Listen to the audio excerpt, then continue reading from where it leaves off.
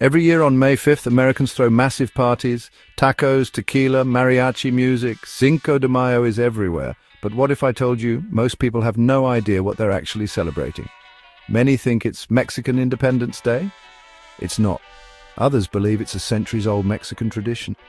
That's not entirely accurate either. So what is Cinco de Mayo really about? Let's uncover the truth by counting down the top 5 most shocking facts about Cinco de Mayo, covering everything from colonialism and propaganda to beer ads, and how this one battle might have saved the United States. This story might just change everything you thought you knew. Coming in at number 5, it's not Mexico's Independence Day. Cinco de Mayo isn't about Mexico's independence from Spain.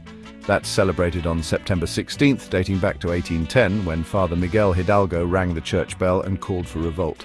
Cinco de Mayo happened over 50 years later on May 5th, 1862, during the Battle of Puebla.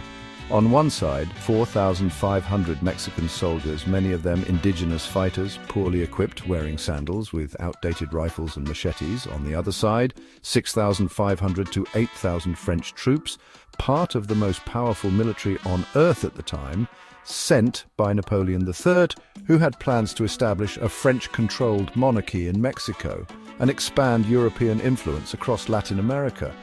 Against all odds, the Mexicans won.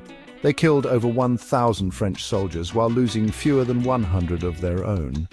Though France would return, occupy Mexico City, and install Archduke Maximilian of Austria as emperor the following year, the victory at Puebla became a symbol of national resistance and a huge morale booster for the Mexican people. It was never about total victory. It was about saying, we will not go quietly. At number 4, we have the fact that Cinco de Mayo may have saved the United States. Here's the part they don't teach in school. The Battle of Puebla may have changed US history too. France wanted to take over Mexico and maybe help the Confederacy. When France lost at Puebla, it delayed their plans by over a year, and that timing was critical. Why? Because the US Civil War was raging. The Union was fighting for survival against the Confederacy. Had France quickly conquered Mexico, some historians believe they would have recognized the Confederate states and supplied them with weapons and troops, creating a two-front crisis for the Union. But Mexico's unexpected victory disrupted Napoleon's momentum, forced him to divert resources, and ultimately helped prevent a European alliance with the South. So in a strange twist of fate, Mexico's win at Puebla may have helped keep the United States together. Fact number 3 is that in Mexico, it's a quiet regional holiday. In the US, Cinco de Mayo means big parties. But in Mexico, outside of Puebla, it's not widely celebrated. There, it's a day of parades, reenactments, and community pride. But elsewhere in Mexico, it's just a normal work day. No national time off, no massive celebrations, no beer commercials. In fact, many Mexicans are surprised by how big it's become in the US. Because for them, it's more about regional history than national pride. So, how did a regional Mexican battle turn into a billion-dollar bash? That brings us to number 2 on our list.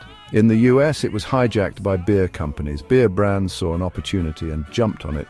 In the 1980s, US beer companies like Anheuser-Busch and Grupo Modelo realized Cinco de Mayo could be the next St. Patrick's Day. They poured millions into ads, sponsoring festivals, concerts, bar takeovers, anything that could tie drinking beer to celebrating Mexican culture. The result? Today, Americans spend over $1 billion on beer for Cinco de Mayo, more than they do for the Super Bowl. It became less about history and more about happy hour. But just because it's been commercialized doesn't mean the story behind it isn't worth remembering. And finally, our number 1. At its core, Cinco de Mayo is about standing up to a powerful empire and winning, even when the odds are stacked against you.